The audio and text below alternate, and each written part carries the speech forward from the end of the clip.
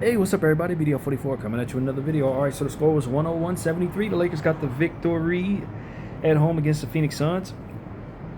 We took care of what we needed to take care of. The Timberwolves beat the Rockets tonight, so we definitely have home court advantage against them if we play them, but we also have a chance at the 3 spot if the Denver Nuggets lose to the Spurs in the next time they see one another. I don't know when that game is being played, but we will definitely have our eyes open with that game. And of course, we got to beat the Utah Jazz, but Utah is completely tanking to no end, so I'm pretty sure we'll win that game. So let's see what happened in this one, though. This was pretty fun. We played well. Second game in a row where I can legitimately say we played well without our stars. And even though we played against a short-handed team in both of those situations, you like how your team showed up. Lakers in the first quarter, 33, Suns 24. Second quarter, both teams 24. Third quarter, Lakers 24, Suns 16. Fourth quarter, Lakers 20, Suns 9. So things got significantly worse for the Suns as it progressed. And we're happy about that. We're definitely happy about that. 34% for the Suns from the field, 26 of 77. For the Lakers, 51%, 35 of 69. Lakers shot 40% from 3, 8 of 20. Suns shot 7 of 40 from behind the arc for 17%. That's horrific. 14 of 21 from the free throw line for the Suns, 67%. 23 of 30 for the Lakers, 77%. Suns 47 boards, Lakers 35. Suns had 18 offensive boards, 4 for the Lakers. 17 assists for the Suns, 27 for the Lakers, 8 steals for the Suns, 17 steals for the Lakers. We're doing great with this unit, finding ways of stealing the ball from the other team. 14 steals in the previous game, 17 tonight. Great stuff for the Lakers. 3 blocks for the Lakers, 1 for the Suns. 24 turnovers for the Suns, 24 points off of those. 11 turnovers for the Lakers, 8 points off of those. So we've been better in transition defensively and kept our turnovers down pretty much in this game. Got to feel good about that. 19 fast break points for the Lakers, 3 for the Suns. 46 points in the paint for the Lakers, 32 for the Suns. Largest lead of the game for the Lakers was 29. We led 96% of the time. Suns had a 1-point lead, and they held it for 2% of the time. All right, Dylan Brooks, 21 minutes, 12 points, 5 of 14 from the field, 0 of 4 from 3, 2 of 4 from the line, 2 rebounds, 1 assist, 3 turnovers, 1 steal, 2 offensive boards, minus 17. Ryan Dunn, 29 minutes, 1 point, 0 of 3 from the field, 0 of 2 from 3, 1 of 2 from the line, 2 rebounds, 1 assist, 2 turnovers, 1 steal, 1 offensive board, minus 39. Mark Williams, 20 minutes, 7 points, hit both his field goals, 3 of 4 from the line, 5 rebounds, 2 turnovers, 1 block, 2 offensive boards, minus 20. Grayson Allen, 13 minutes, 8 points, 2 of 7 from the field, 1 of 5 from 3, 3 of 3 from the line, 4 rebounds, 1 assist, 2 turnovers, 1 steal, 1 offensive board, plus 5. Colin Gillespie, 16 minutes, 5 points, 2 of 6 from the field, 1 of 4 from 3, 5 rebounds, 3 assists, 4 offensive boards, plus 6.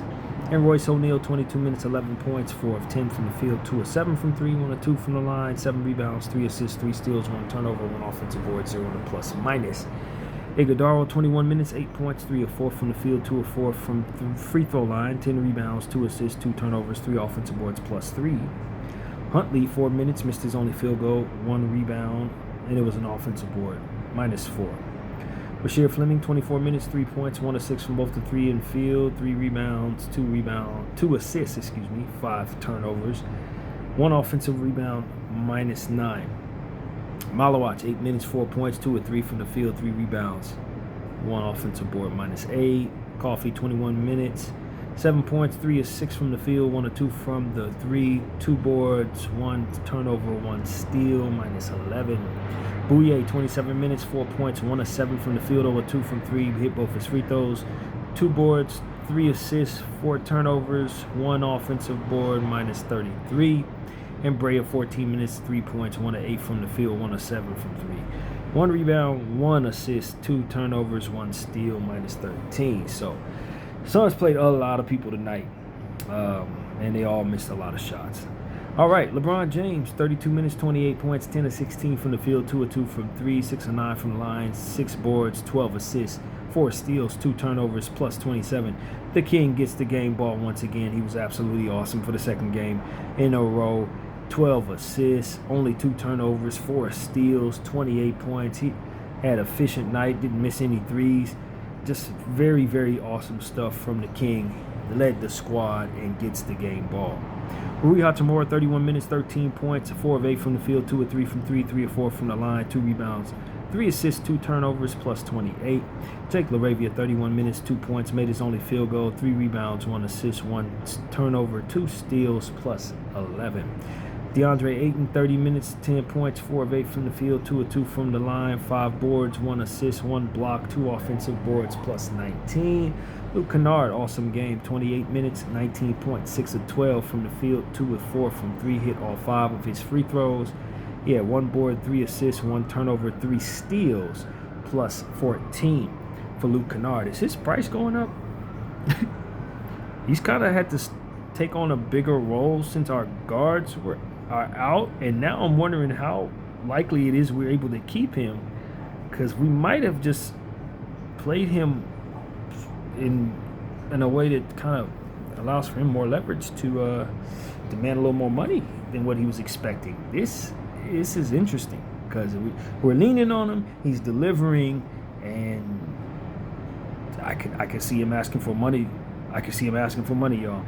Maxi Kleber, 12 minutes, 2 points, 1 of 3 from the field, 0 of 1 from 3, 0 of 2 from the line, 1 steal, plus 3.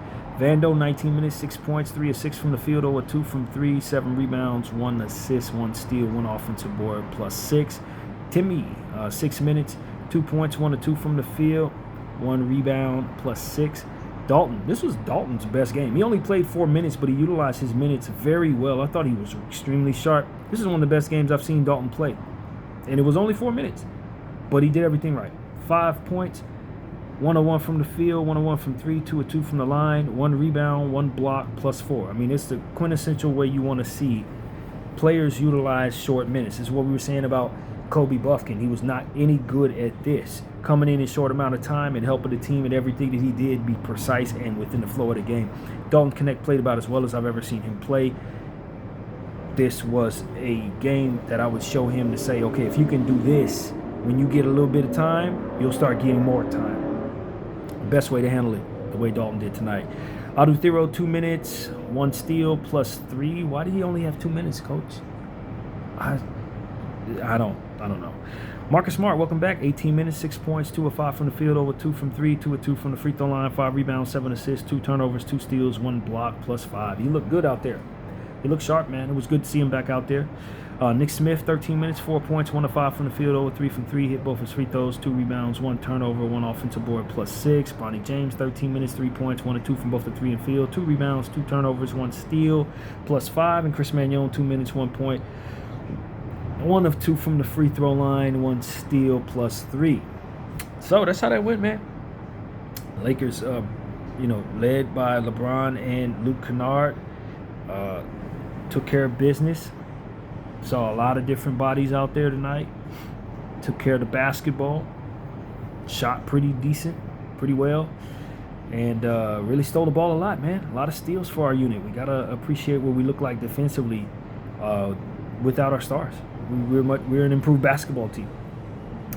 So that is good, man. These 2 games have been really good. Of course, you're going to see a lot more talented stuff going on in the playoffs. But just judging by how we've played over these last 2 games, it's sort of like what I said when those guys first went down. Got to get used to the rotations, but we're more than capable of stepping our game up on the offensive end because we have offensive players who don't usually get as many touches. Now they'll be able to do that. And you should be pretty capable on the defensive end because you're going to have more of your better defensive players on the floor. Your stars are not great defensive players, so you get to shine a light on more of the guys that can do that a little better. And so we're showing that we can put up a fight. We can put up a fight. Phoenix was awful tonight. No, don't get it twisted.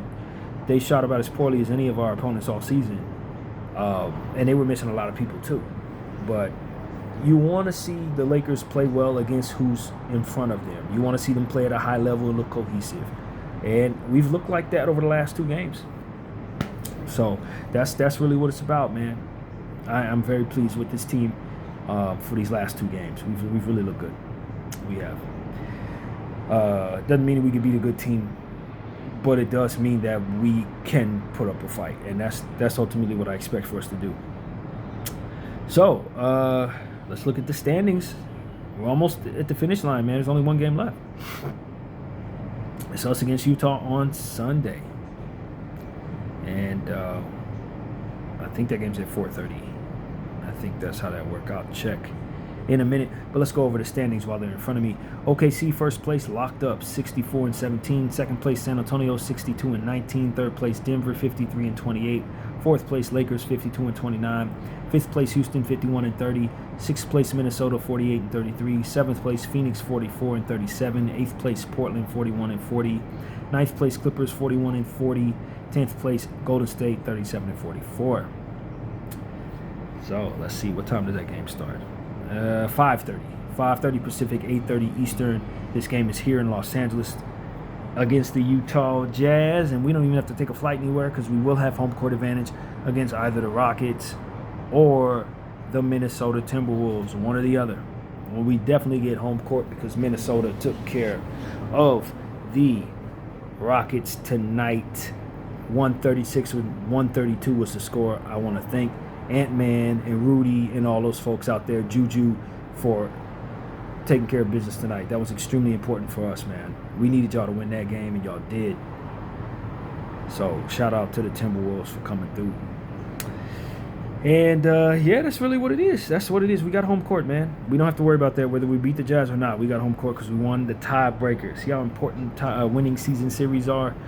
Going into Houston and winning those two games solidified the fact that we're able to win home court, because if we would have lost either one of those games, this series would likely be starting in Houston. In fact, it would most definitely be starting in Houston. So yeah, very, very, very pleased with how things are going. Not most definitely, actually. A lot would be riding on the Rockets' next game, which is against the tanking Memphis Grizzlies, and our next game, which is against the tanking Utah Jazz. I think it would be very likely, if we would have lost one or both of those Rockets games, that it would have came down to the tiebreaker and they would have had it. But we have it, so that's just what it is, and we need it. So yeah, man, that's what's up. Our next game against the Jazz. Jazz had a big win tonight on the Tankathon, where most of the players on the floor you would never heard of, but the score was 147-101. So of course I'll watch highlights of that. And that's the last highlight that I'll need to watch of the regular season, man. I've watched every highlight of every 5 previous games, every opponent we've had all season long, man. Very pleased with how this season has gone for us overall. I appreciate everybody who's been rocking with me all year long. You know, this is a passion of mine. You know, I'm going to come through, if at all possible, for as long as I can possibly do this. I'm not tired of this at all. So, yeah, man, we're at the finish line. 81 games in the bag. Game 82 coming up 5:30 on Sunday. I just wish our guys were healthy, man. They've earned the right to be in the playoffs. It's a damn shame that Luka and Austin will not be involved in this first round series, because there's no way we would have even gotten anywhere near the playoffs without those two. And it's mighty cruel of the universe to make it so that they are not able to be involved for what it is that they very much helped put together. We would not, without the performances that those guys put on throughout the course of the entire season, there's absolutely no way we're anywhere near this. No way. And it took a lot of help from a lot of guys who are out there, and I appreciate everybody this year on our squad. But I just think it's a damn shame that our stars are not available. Very, very, very unfortunate. So that's really what it is, man. Season's almost done, y'all. We've gotten to the finish line, and we're in the playoffs. There's more ball to play. I don't really have much to say about the Phoenix Suns. They shot terrible tonight. We did what we needed to do to close them out. LeBron James playing at this level, at this age, under these circumstances is amazing. I don't know what else he needs to do to be considered the greatest player of all time, but he's continuing to win the longevity battle against all human beings. Not just this sport, any damn sport. And for him to still be playing at this level is just, it's the best.